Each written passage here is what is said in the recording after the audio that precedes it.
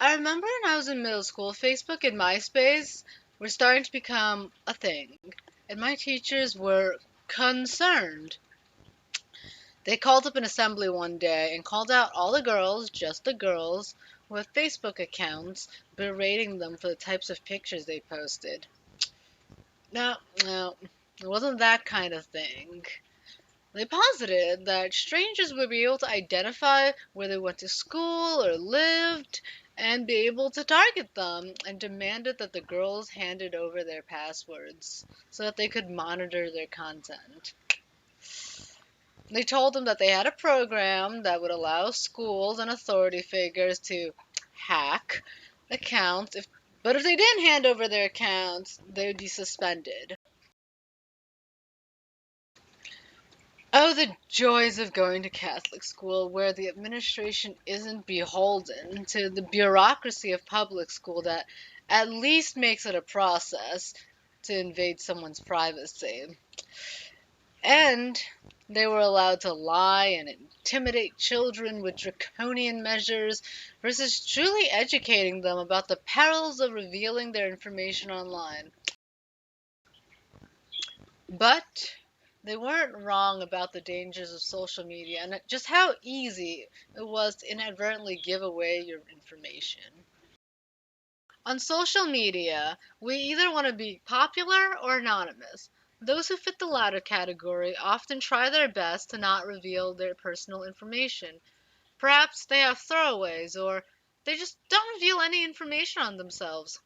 Or so they think.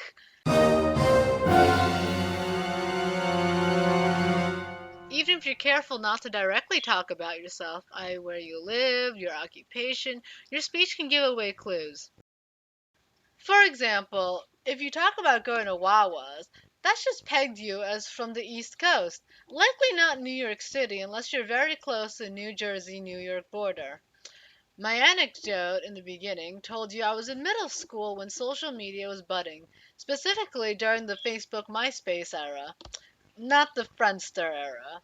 Middle school kids are around 10 to 14. Facebook was made in 2004, didn't gain traction until around a year or two later, which implies I'm around 24 to 28. I also mentioned I was in Catholic school, so you would be able to infer I'm a Catholic in my mid to late 20s. I'm not going to tell you if these assertions are correct, but what I will tell you is that happens all too often and very easily. In the paper, Privacy Detective Detecting Private Information and Collective Privacy Behavior in a Large Social Network by the esteemed Rachel Greenstadt, Aylin Kaliskan Islam, and Jonathan Walsh, these researchers set out to find just how much personal and private information is shared on online media, specifically Twitter. Just how much can we reveal in 140 characters or less? I guess now it's 280, so whatever they found, double that. Well, it might not matter what you reveal. Turns out, your risk of revealing private information might depend more on how much the people you interact with reveal. Perhaps they have loose lips when interacting with others, or because they encourage others to reveal their information in the form of perhaps those Instagram challenges or the Facebook challenges, like your whatever name is X and Y. By the way, your new band name is the street you grew up on and the name of your first pet. Comment what your band name is down below. This hypothesis was influenced by studies on smoking and weight gain, where they found that a person's weight gain was correlated with the weight gain in their friends, and similarly how groups quit smoking together. It's a sound argument as eating and smoking are highly social activities, as is social media. Before we get into the methodology, what counts as private information? The authors define it as things that fall under any of these 9 categories. Emotion, that's going to skew the data a lot. Since it's Twitter, you kind of just are supposed to give your opinion on Twitter. That's how Twitter works. Personal attacks, critical statements directed at people. Also sounds like a Twitter thing. Stereotyping, so revealing that you yourself are racist, sexist, homophobic, transphobic, whatever, or calling somebody else out for being all those ists. Again, also a thing Twitter likes to do. Family association details, revealing who your friends and family are, personal details, so basically relationship status, sexual orientation, job, occupation, embarrassing stories, inappropriate stories, just TMI basically. Personal identifiable information, so social security number, credit card number, anything that can be used to identity theft you. I guess birth date too. Neutral or objective. These are basically your facts or your news stories. The authors say that no private or sensitive information is revealed, but I feel like you can get some information about somebody using that. For example, if you're always posting about birds and bird taxonomy, one might think you're Uniden. Unidan? With this list, a lot counts as having revealed personal information. The privacy detective algorithm first uses sentiment analysis to classify sentences as private or not private, and then trains a machine learning classifier to put not private tweets in the above categories. Apparently, this algorithm and algorithms of other researchers who have studied privacy leaks, such as Mal and others, Mal and friends, in their paper Loose Tweets, can detect when users are tweeting under the influence. So, first, I just want to comment on that. I feel like that could be pretty dangerous in the wrong hands. I wonder what the actual accuracy of that is. I'm sure they trained it using data that reveals that they are currently under the influence of something, but I was wondering if it could differentiate between a drunk person and a person with disorganized thoughts. I fear a consequence of this might be someone who has a mental illness, perhaps a manic episode, may look very disorganized, and that might instead be interpreted as something unsavory like drug usage.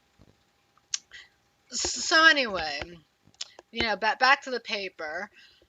Over a 3 week period, 500,000 tweets from 100,000 users were collected. They started with an initial seed user and then downloaded their tweets, and then they did the same with up to 1,000 of their followers, and so on and so forth. So exponentially grew their data. And for any tweet that's a reply of another tweet, the original tweet was downloaded and so on and so forth until they got to the progenitor of the thread. That is, they followed a Twitter thread to its origin. A tweet that is not replying to anything. Neglecting the phenomena of subtweeting people, but you do. And then they used Mechanical Turk, Amazon's Mechanical Turk, to get the tweets of about 270 users annotated so that they could train their algorithm. They scored each user by the percentage of private tweets they had. 70% above, they get a 1. 40 to 70%, they get a 2. And less than 40%, that's a 3. These privacy scores are then used to predict the scores of the other users who were not annotated using machine learning. I won't go too deep into this. I just wanted to mention the interesting findings regarding the top 20 terms that fell into 6 of the categories.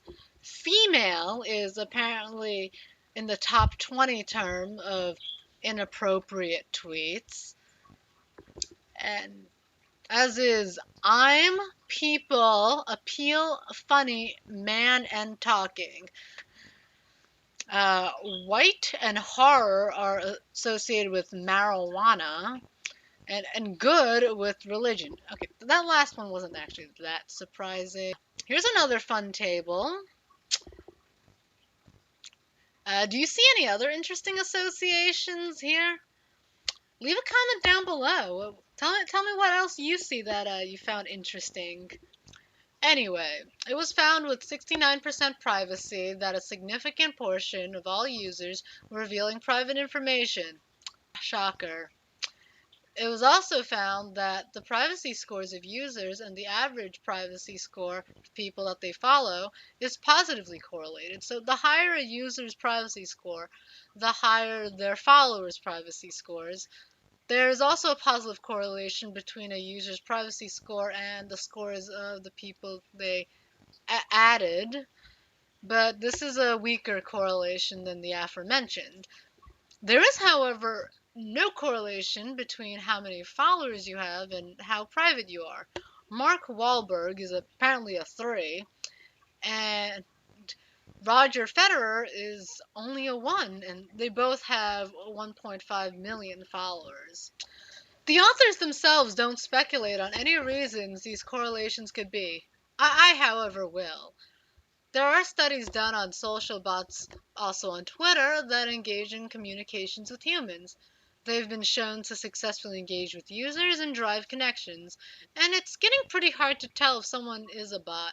I'm still not sure if the Verizon support team on Twitter are bots. They respond a little too fast for customer service.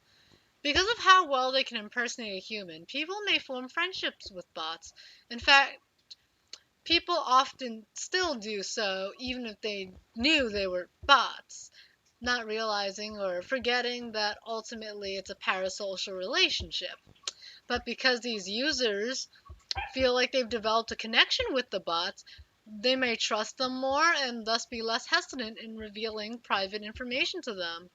If this is so for our robot friends, then this should also hold for our human friends.